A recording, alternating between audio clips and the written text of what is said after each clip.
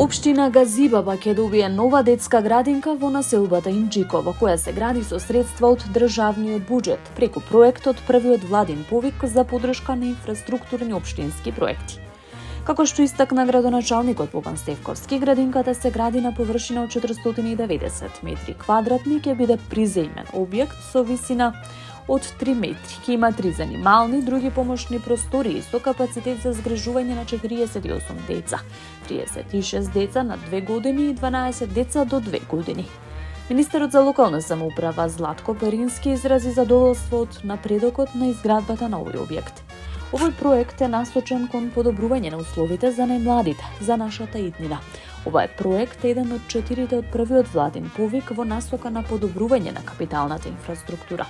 Општина Газибаба во првиот јавен повик доби околу 190 милиони динари.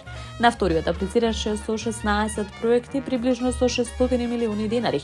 Во периодот што следи, граѓаните може да очекуваат градежен бум, кој значително ќе ги подобри условите на инфраструктурата, потенцираше Перински.